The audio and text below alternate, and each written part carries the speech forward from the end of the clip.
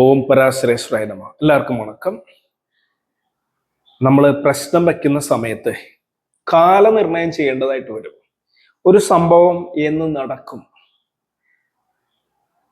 അതിപ്പോ ഒരു കലഹം ഉണ്ടായി, കേസായി, കേസ് എന്ന് തീരുന്ന ഒരു ചോദ്യം ചോദിക്കുകയാണ്, അല്ലെങ്കിൽ എനിക്ക് ജോലി എന്ന് കിട്ടും എന്നുള്ള ചോദ്യം ചോദിക്കുകയാണ്, എനിക്ക് എന്ന് പുറത്തേക്ക് പോകാൻ പറ്റും എന്നുള്ള ചോദ്യം ചോദിക്കുകയാണ്. ഇതെപ്പോഴും നമ്മുടെ അടുത്ത് പലരും ചോദിക്കുന്നതാണ്. നമ്മൾ ചിലപ്പോൾ ജാമക്കോള് നോക്കിയിട്ട് ആയിരിക്കും പറയണ, അല്ലെങ്കിൽ ചിലപ്പോൾ ശംഖ് കറക്കിയിട്ടായിരിക്കും ആരോടും എടുത്ത് പറയുന്ന. എങ്ങനെ വന്നാലും കാലനിർണയത്തിന് ഒരു കണക്കുണ്ട്. ഇതെങ്ങനെയാണ് എന്ന് നോക്കാം. ഇതിന് പല മെത്തേഡ്സ് ഉണ്ട്. ജാമക്കോള്ള ഒരു മെത്തേഡ് ഉണ്ട്. എങ്കിലും നിങ്ങൾക്ക് അറിയാൻ പറ്റുന്ന ഒരു മെത്തേഡ് ജ്യോതിഷം പഠിക്കുന്ന ആളുകൾക്ക് പ്രയോജനകരമായിട്ടുള്ള ഒരു കാര്യം പറയാം. സൂര്യന് കാലനിർണയത്തിന് കാലമാനം എന്നുള്ളത് 6 മാസമാണ്. ചന്ദ്രന് 48 മണിക്കൂറാണ്. ചൊവ്വയ്ക്ക് ഒരു ദിവസമാണ്. ബുധന് 2 മാസമാണ്. വ്യാഴത്തിന് 1 മാസമാണ്. ശുക്രന് അരമാസമാണ്. ശനിക്ക് 1 വർഷമാണ്. ഇത് നമുക്ക് കാണാണ്ട് അറിഞ്ഞിരിക്കണം. പെട്ടെന്ന് ഇങ്ങനെ നോക്കുമ്പോൾ അറിഞ്ഞിരിക്കണം. എക്സ്പീരിയൻസ് കൊണ്ട് കാണാണ്ടാവണം. ഇതിനൊരു പ്രമാണമുണ്ട് ഹോരയില്. അയന ക്ഷണ വാസര ആർത്തവോ മാസ അർദ്ധം ച സമാച ഭാസ്കരാത്. ഞാൻ പ്രമാണം ഇങ്ങനെ പറയൂ കേട്ടോ. അയന ക്ഷണവാസരാർത്ഥോ മാസാർദ്ധം ച സമാച ഭാസ്കരാത്. അയന ക്ഷണ വാസര ആർത്തവോ. വായിക്കുമ്പോ എങ്ങനെ വായിക്കണം? അയനക്ഷണ വാസര ആർത്തവോ എന്ന് വായിക്കണം. ഇവിടെ 2 വാസര പ്ലസ് ആർത്തവോ, വാസരാർത്തവോ ആഗം സന്ധി. മാസ അർദ്ധം ച സമ ച ഭാസ്കരാത്. ഇനി അടുത്ത ഇതിന് വേറെ വരെയുണ്ട്. കടുകല വണ്ണത്തിക്ത എന്ന് പറഞ്ഞിട്ട് രസത്തെ കുറിക്കണം. അത് ഞാൻ വേറൊരു വീഡിയോ പറയാം, സമയം നീണ്ടു. അപ്പൊ ഇത് കാൽക്കുലേറ്റ് ചെയ്യുന്നത്, ഇത് കാലം ആണ്, പക്ഷെ കാൽക്കുലേറ്റ് ചെയ്യുന്ന രീതി വ്യത്യാസമുണ്ട്. അപ്പൊ അയനം എന്ന് പറഞ്ഞു കഴിഞ്ഞാൽ അറിയാലോ, 6 മാസം. അതാണ് ഇവിടെ ചെയ്യുന്നത്. ക്ഷണം എന്ന് പറഞ്ഞു കഴിഞ്ഞാൽ 48 മിനിറ്റ്. വാസരം എന്ന് പറഞ്ഞു കഴിഞ്ഞാല് 1 ദിവസം. അത് നമ്മൾ പറയൂലേ, ഗുരുവാസരം, ചന്ദ്രവാസരം. ഗുരുവാസരം എന്നൊക്കെ എപ്പോഴും പറയാവുന്നതാണ് അല്ലെ. വാസരം എന്ന് പറഞ്ഞാൽ ദിവസം. ആർത്തവം എന്ന് പറഞ്ഞാല് 2 മാസം, 2 മന്ത്സ്. മാസം എന്ന് പറഞ്ഞാൽ 1 മന്ത്. അർത്ഥം എന്ന് പറഞ്ഞു കഴിഞ്ഞാൽ ഹാഫ് എ മന്ത്, അതായത് 15 ദിവസം. സമം എന്ന് പറഞ്ഞാൽ 1 ഇയർ. ഇതാണ് ഇതിന്റെ കണക്ക്. നമ്മൾ പക്ഷെ ഒരു പ്രശ്നം വെക്കുന്നു എന്ന് വിചാരിക്കുക. ഞാൻ പറഞ്ഞ പല ആരൂഢം എടുക്കാറുണ്ട്. ഈ ആരൂഢം വന്ന വഴിയൊക്കെ നമുക്ക് ഇനി പിന്നീട് ചർച്ച ചെയ്യാം. ഒരു കണക്കനുസരിച്ചിട്ട് ആരൂഢം നമ്മൾ എടുക്കുകയാണെങ്കിൽ അത് വെച്ചിട്ട് ഞാൻ അംശകോർ നിങ്ങളെ പഠിപ്പിച്ചുകൊണ്ടിരുന്ന അല്ലെ, ധനലാഭം എങ്ങനെ ഉണ്ടാവും എന്നൊക്കെ പറഞ്ഞിട്ട് നമ്മൾ പഠിച്ച്. അർത്ഥാപ്തി പിതൃജനനി എന്ന് പറയുന്ന പ്രമാണം മുതല് ഗുരു ജീവാംശേ ഭൃഗു എന്നും പറഞ്ഞിട്ടുള്ള പ്രമാണം അങ്ങനെ പഠിച്ചു പോയി അല്ലെ. അത് ഞാനിപ്പോ ഇതിൽ റിപ്പീറ്റ് ചെയ്യുന്നില്ല. മുന്നത്തെ വീഡിയോ നോക്കി കഴിഞ്ഞാല് കർമ്മജീവനം അറിയാനായിട്ട് സാധിക്കും. ഇവിടെയും അംശം കൊടുക്കണം. ഉദാഹരണം, ഇപ്പോ നമ്മള് ലഗ്നം എടുക്കണം. അതായത് ഉദയം ആരൂഢം എന്ന് പറയുന്ന 2 കോൺസെപ്റ്റ് എല്ലാ പ്രശ്നത്തിലും ഉണ്ട്.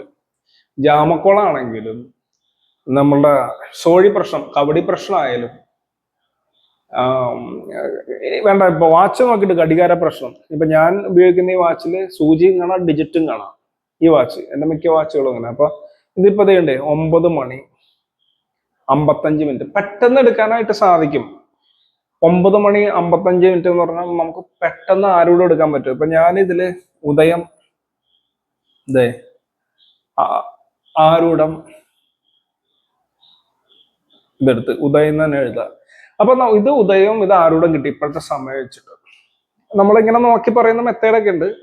ഇത് എത്രത്തോളം വർക്കിംഗ് ആണെന്നുള്ള കാര്യമൊക്കെ നമുക്ക് പിന്നെ ഡിസ്കസ് ചെയ്യാം.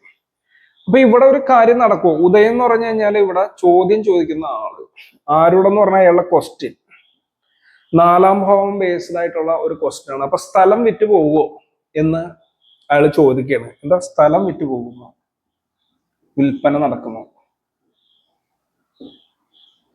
അതില് നമ്മൾ കവിപ്പ്, അതായത് ചത്രരാശിയൊക്കെ നോക്കിയിട്ട് പറയുന്ന മെത്തേഡ് ഉണ്ട്. എന്തായാലും ഇവിടെ ചോദിക്കുന്ന സമയത്ത് ഈ ഉദയത്തിന്റെ നമുക്ക് എടുത്തിട്ട് പറയാം. ഈ ഉദയാധിപതി ആരാ? വ്യാഴം, ഗുരു. ഇതൊരു മെത്തേഡാണ് നിങ്ങൾക്ക് പഠിക്കാൻ വേണ്ടി. അപ്പൊ വ്യാഴത്തിന് 1 മാസമാണ് കാലാവധി. ഇവിടെ ഈ വ്യാഴത്തിന്റെ അംശകം നോക്കണം നമുക്ക്. അപ്പൊ വ്യാഴത്തിന്റെ അംശകം എവിടെയാണെന്ന്, അതായത് ഇപ്പോഴത്തെ സമയത്ത് ഗ്രഹനില നമുക്ക് ക്ലിയർ ആയിട്ട് അറിഞ്ഞിരിക്കണം. അങ്ങനെയാണെങ്കിൽ വ്യാഴം നിൽക്കുന്ന രാശി, വ്യാഴം അംശയിച്ചിരിക്കുന്ന രാശി. അപ്പൊ വ്യാഴം ഇവിടെയാണെന്ന് വെക്കുക. വ്യാഴം അംശയിച്ചിരിക്കുന്ന, വ്യാഴം ഇവിടെ എന്ന് പറഞ്ഞാൽ വ്യാഴം നിൽക്കുന്ന ഇവിടെ അല്ല കേട്ടോ. വ്യാഴം നിൽക്കുന്നത് രാശി ഇവിടെ നിങ്ങൾക്ക് അറിയാം. അപ്പൊ വ്യാഴത്തിന്റെ അംശകം എത്രാമത്തെ അംശമാണെന്ന്, സപ്പോസ് വ്യാഴം അംശിച്ചിരിക്കുന്നത് അജമൃഗ, മൃഗാദി തുടങ്ങിയിട്ട് 6 അംശകം എന്ന് വിചാരിക്കുക. 6 അംശകം. അപ്പോ ഇവിടെ വന്നു. അപ്പൊ നമ്മൾ ഈ 6 അംശകം ആയതുകൊണ്ട്, അംശകം 6 അംശകം ആയതുകൊണ്ട് നമ്മൾ എടുക്കുകയാണ് മൃഗാദിയാണ്. അജമൃഗ, മൃഗാദി 6 അംശവും ആയതുകൊണ്ട് അംശകം 6. അപ്പൊ 6നെ ഈ 1 കൊണ്ട് ഗുണിക്കണം. അപ്പൊ 6 × 1 = 6 മാസം. അപ്പൊ നമുക്ക് പറയാം 6 മാസം കൊണ്ട് നടക്കും എന്ന് പറയാം. അപ്പൊ ഇത് ഉദയം ഇതായി വന്നതുകൊണ്ട് ഈ അംശകം കൊണ്ട് ഗുണിക്കണം എന്നാണ് പറയുന്നത്. എത്രാമത്തെ അംശമാണ്? അംശകം പ്രധാനമായിട്ട് 9 അംശകം വരുള്ളൂല. അപ്പൊ മാക്സിമം ഒരു കാര്യത്തില് മാക്സിമം വരാവുന്ന ഡിലേ 9 വർഷമാണ്. 9 അംശം വന്നു കഴിഞ്ഞാല് ബാക്കി 40. ചന്ദ്രനൊക്കെ വരികയാണെങ്കിൽ കുറച്ച് സമയം കൊണ്ട് നടക്കും നമുക്ക് പറയാൻ പറ്റും. സൂര്യനാണെങ്കിൽ ഒരു 4.5 വർഷമൊക്കെ വരും, 6 മാസം ഉള്ളതുകൊണ്ട്. അങ്ങനെ ഓരോ ഗ്രഹത്തിന്റെയും മാക്സിമം ഞാൻ പറഞ്ഞു കേട്ടോ. ഇത് കാൽക്കുലേറ്റ് ചെയ്ത് ഗണിച്ച് നമുക്ക് കാലഗണന ചെയ്യാനായിട്ട് സാധിക്കും. ഇത് ഒരു മെത്തേഡാണ്. ഇത് ഹോരാശാസ്ത്രത്തിൽ വരാഹമിഹിരാചാര്യൻ പറഞ്ഞിരിക്കുന്നതാണ്. അയനക്ഷണ വാസരാർത്ഥവോ മാസാർദ്ധം ച സമാജ ഭാസ്കരാത്മ. ഇത് കാണാണ്ട്, ഇത് പഠിച്ചില്ലെങ്കിലും ഇത് ഓർത്തു വെക്കണം. നമ്മളിപ്പോ ശത്രു മന്ദസിതോ സമശശിസുതോ മിത്രാണി ശേഷാരവി സ്ത്രീഷ്ണാംശു ഹിമഗുരശ്മിശ്ച സുഹൃതോ ശേഷ സമശീതകോ എന്നൊക്കെ പറഞ്ഞ് കാണാണ്ട് പഠിക്കും. പക്ഷെ നമ്മളെപ്പോഴും പെട്ടെന്ന് നമുക്ക് ശത്രുക്കള്, സൂര്യന്റെ ശത്രു ഏതാണെന്ന് നമുക്ക് പെട്ടെന്ന് അറിഞ്ഞിരിക്കണം. ഇത് കാണുമ്പോ തന്നെ മന്ദസിതോ എന്ന് നോക്കാതെ ആ ശനിയും ശുക്രനും ശത്രുവാണ്, അങ്ങനെ നമ്മൾ അറിഞ്ഞിരിക്കണം. അതേപോലെ ഏത് പ്രമാണമാണെങ്കിലും സൗര്യം, നഖ, ദന്ത, ചർമ്മ, കനക ഇങ്ങനെയൊക്കെ പറഞ്ഞിട്ടുള്ളതാണെങ്കിൽ അത് അങ്ങനെ പ്രമാണം പഠിച്ച് അങ്ങനെ വെക്കല്ല വേണ്ടത്. നമുക്ക് സൂര്യൻ എന്ന് പറയുമ്പോൾ തന്നെ സൂര്യന്റെ കാരകത്വം നമുക്ക് ഓർമ്മയിൽ വരണം എന്നുള്ളതാണ്. അപ്പൊ ഇതാണ് ഈ മെത്തേഡ്. ഈ മെത്തേഡ് നിങ്ങൾ മനസ്സിലാക്കി വെച്ചാൽ കാലനിർണ്ണയം നടത്താൻ പറ്റും. തന്നെത്താനെ പ്രശ്നം നോക്കാനായിട്ട് ശംഖാണ് സാധാരണ ഉപയോഗിക്കുന്നത് നല്ലത്. നിങ്ങൾക്ക് പ്രശ്നം അറിയാമെങ്കിൽ ശംഖ ഉപയോഗിക്കുന്നത് നല്ലത്.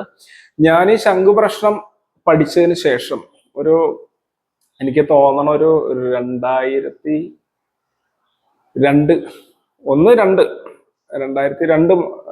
അതിന് മുമ്പേ പഠിച്ചാണ്. ഓൾറെഡി 2001 2002 ആയിരിക്കണം അത് എൻ്റെ ഓർമ്മയില്. ആ സമയം മുതൽ കവടി മാറ്റി ശംഖിലേക്ക് ആക്കി നോട്ടം. കാരണം എന്താന്ന് പറഞ്ഞാൽ സ്വന്തം കാര്യത്തിന് ശംഖ് ഇറക്കി നോക്കും. ആ കറക്കാൻ പറ്റിയ ശംഖ് തന്നെ ആവശ്യമുണ്ട്. അങ്ങനെ സ്വന്തം കാര്യത്തിന് നോക്കി ആൾക്കാരുടെ കാര്യം, നമ്മുടെ കാര്യം ശരിയാവേണ്ടി ആൾക്കാരുടെ കാര്യം നോക്കാലോ എന്ന് വിചാരിച്ചിട്ട് അങ്ങനെ കാര്യങ്ങൾ ചോദ്യം വരുമ്പോൾ പല കാര്യങ്ങളും അങ്ങനെ നോക്കുമായിരുന്നു. അത് എല്ലാ കാര്യവും അല്ല കേട്ടോ. എല്ലാ കാര്യവും നമ്മൾ അങ്ങനെ ശംഖ് ഇറക്കി അങ്ങനെ നോക്കി ഏറ്റവും വലിയ അന്ധവിശ്വാസമായി പോകേണ്ട ആവശ്യമില്ല. ചില പ്രത്യേക കാര്യങ്ങൾ നമുക്കൊരു കാര്യം ചെയ്യണോ വേണ്ടേ, അത് ചെയ്ത പണി കിട്ടുമോ, ഇതാവോ, അല്ലെങ്കിൽ എത്രമാത്രം ഇത് വരുന്നൊരു തോന്നലുണ്ടെങ്കിൽ നമ്മൾ വളരെയധികം നമുക്ക് വിശ്വാസം അനുസരിച്ച് ചില ശംഖുമന്ത്രമൊക്കെ ഓതി ഉപാസന അങ്ങനെ പല കെട്ടുകളൊക്കെ കെട്ടി ഇത് കറക്കണ സമയത്ത് വന്ന് വീഴുന്ന ആരൂഢം വളരെ ഇമ്പോർട്ടൻ്റ് ആയിട്ട് എടുത്ത് ബലം പറയുന്ന ഒരു മെത്തേഡ് ഉണ്ട്. ഇത് ഗ്രഹനില വെക്കാതെ തന്നെ നോക്കാൻ പറ്റുന്ന മെത്തേഡുകളും ഉണ്ട് ശംഖ് പ്രശ്നത്തിൽ.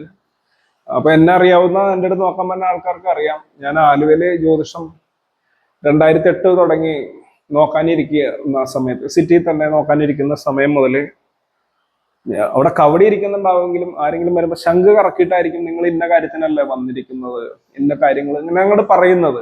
കാരണം അതിൽ കുറച്ച് ഈസി ആയിട്ട് നമുക്ക് പറയാനുള്ള പല മെത്തേഡുകളും ഉണ്ട്. അപ്പൊ ഇത് നമ്മളെപ്പോഴും ഉപയോഗിക്കാറുണ്ട്. ഇതല്ലാതെ വേറെ ഉപയോഗിക്കാൻ പറ്റുമെങ്കിലും ഈ സംഭവം ഉപയോഗിക്കാറുണ്ട്. ഇത് ഈ പറയുന്ന ഒരു കണക്ക് നമ്മൾ മനസ്സിലാക്കി വെക്കണം.